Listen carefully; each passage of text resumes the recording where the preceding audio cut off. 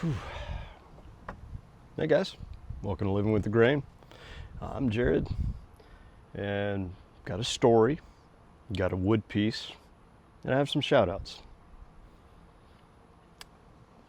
I'm actually going to start with the wood piece first. The wood piece is a towel rack holder. And this has been done. I ran into the problem of how the heck do I mount it, because I didn't think it through. When you finish it, how do you finish it? Finish it on the wall.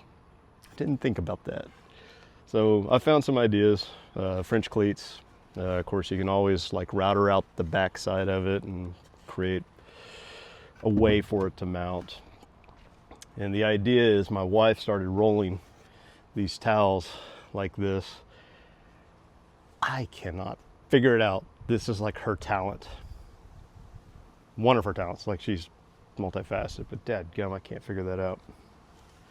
Anyway, it's just something that's really cool, inspired by her rolling towels. I just gotta mount it. How hard is that? For me, apparently pretty hard. I'm overthinking it more than likely. But the idea is to have this mounted so that guests can have, the choice of 3 or 4 or 5 towels above the towel rack that you drape the towels, and that's where they would dry. You can get it out from under the sink so we could have cleaning supplies and whatnot there. But what's been really funny about this whole process, and it is kind of funny in the sense of I forgot. Maybe funny is not the right word. Maybe interesting is the better term. But a cousin I was talking to recently, he's like, man, I'd love to get into woodworking, and you got a YouTube channel. And at the time, I didn't. And he's like, yeah, Grandpa Goodwin. He was into woodworking, and forgot. Wasn't on my radar. And I started to remember after he said that, bits and pieces. And I say bits and pieces. I spent a lot of time with him. My dad was becoming a business owner at that point, so I'd go to their house after school when I was a wee lad. And I did that for probably 7-8 years, probably through 8th grade, close to it. Taking the bus to grandparents' house. And my grandfather was on another level of depression. I mean, I never saw him beyond 2 chairs. He was either outside dipping and spitting, waving at cars that go by down the county road, or he was in his lounger watching the news or whatever he desired to watch. But I never saw him, very rarely, outside those 2 positions, even at the kitchen table, maybe a few times. I'm not going to say my memory is serving me correctly, but I will definitely say that my grandmother was the glue of the family. And grandfather ended up passing away. I want to say I was either a freshman or 8th grade. It was somewhere in that realm of my life. But I very much remember that the 2 weeks before he passed, he started doing woodworking again. But it took this cousin reminding me that he did that all of a sudden these memories started coming back in. And I was telling my coach this the other day, and he had a very similar story. I believe it's about his grandparents as well, or his grandfather. And he was sharing with me the description of the layout, where there's an entrance, and then from the entrance all the way to the back was just a bench, a workbench. And I said, you know what, I'm willing to bet you guys had Folger coffee cups out the wazoo filled with sawdust. Like, I remembered that in the conversation. And we laughed, like, that was true. That's what we remembered. And then all of a sudden, I could smell, and I think you could too, like, just the essence of the memory going back in and smelling the freshly cut wood. And I'm like, man, that's what a lot of this is about. And I find it interesting that I'm on this woodworking journey and just forgot that my grandfather was a woodworker. Now, all I saw him or remember seeing him work on were birdhouses, but I do remember looking up and he had racks of wood laying out. Couldn't tell you what they were, had no idea. You know, he didn't have a lot of power tools. A lot of this was just like hand cranking an old school screwdriver or drill bit. And it's amazing in a way that here I am following kind of the same passion. You know, the thing that I've found joy in, my grandfather was already doing. So, stories he could tell. On the other side, I really want to give some shout outs. I asked my coach, I was like, how the heck do you do this? What the heck are these hashtags? Like, I get it. I don't really know if I understand how to use them. So he told me, use the handle, the handle title of the person that's putting it up, and gave me some advice on how to do it. But, you know, that's where I'm at, is I'm figuring this out. And it's really cool that he and I had very similar memories. And I think if we were to socially reconnect in these ways and use this as an avenue to do it, that would be amazing, of the community that could be built from that. I think there's so many people that have so many similar stories, and then the memories and the humanization of it, the grounding of it, is very humbling. So I mentioned shout outs. I would not be doing this at all, even though this is early. My friend Steve Boudreau, good grief, I've been trying to figure out this today, like how many years we've known each other, like 15, 17 years.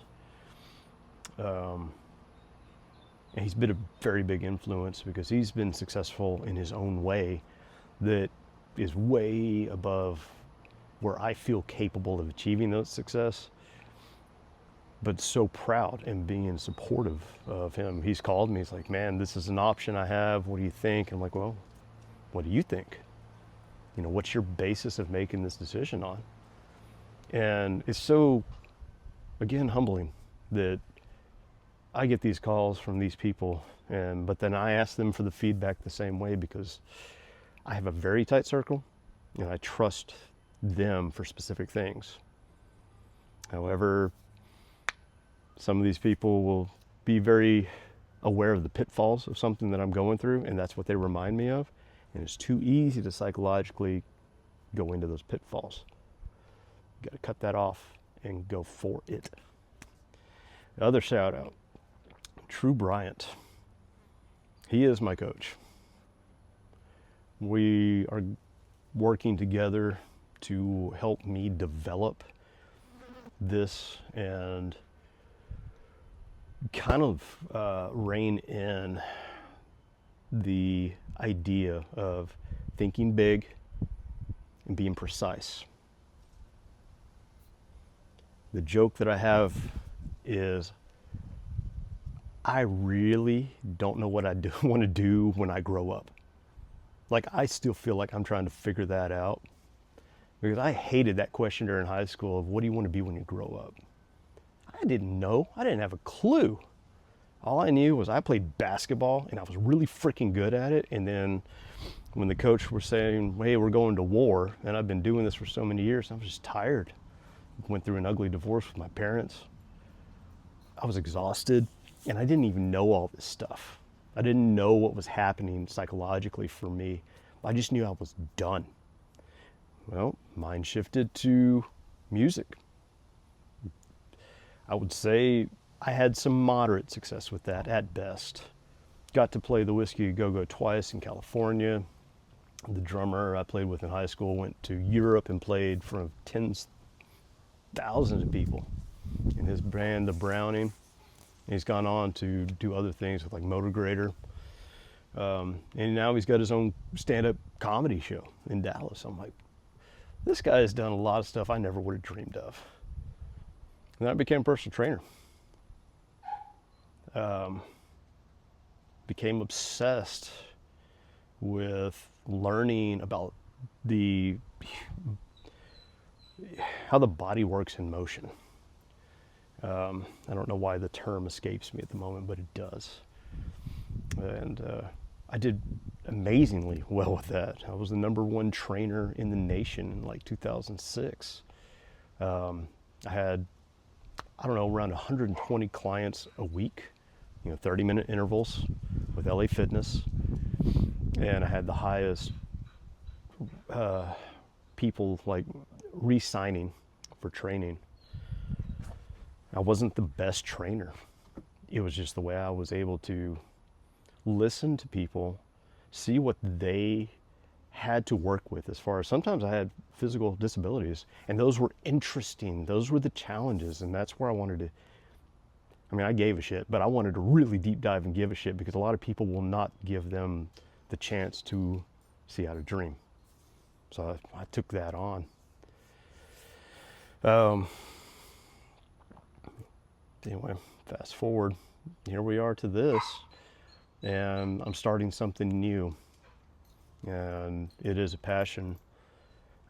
I got to tell you, Midway Piper hitting me up, like I guess my feed found his somehow through whatever YouTube has, and he immediately just like binge watching everything and giving me a shout out on his channel. This guy's, he's pretty far above me. That's awesome. So I'm returning the favor just because it feels right. It feels right to do that for me at this point. And the last one at this point is Tennessee Piper. He subscribed to me. There was a story that he was telling about sharing his wake-up call, or sharing a wake-up call that he had. And I think we all have them more often than not throughout points of our life. Like, I don't think we have one wake-up call. I think we have many. But he had one, and that's his story to tell. But the way he told it is pretty straightforward and pretty simple. And I appreciated that too. So that's kind of where I'm at, man. I have no idea what I want to be when I grow up. I'm still trying to figure it out. But I tell you what, it's been a heck of a journey. When I really look back and take account of what I've done, it's a lot. It's a lot more than I think a lot of people do in one lifetime. Maybe I'm wrong. But it's been my journey. It's been one heck of an experience. And guess what? I'm on another journey. So let's go. Let's share it together. I actually wanted this to be like 3 different videos, but it seemed right to make it into one. It just felt right. Feels good. The weather's getting hot, so that doesn't feel so good, but I'm in the shade, makeshift. But we're going to get through it. Well, I'm going to get through it. 2 more videos to go, guys. You take care. Peace out. And would love to hear any story similar to what True and I were sharing, maybe about our grandparents and they shared woodworking, and a memory that may have been kind of like tucked away or just forgotten. It's good that they came back up to the surface. Take care, guys. Have a good afternoon. I got to prep 2 more of these. We'll get it done. Peace.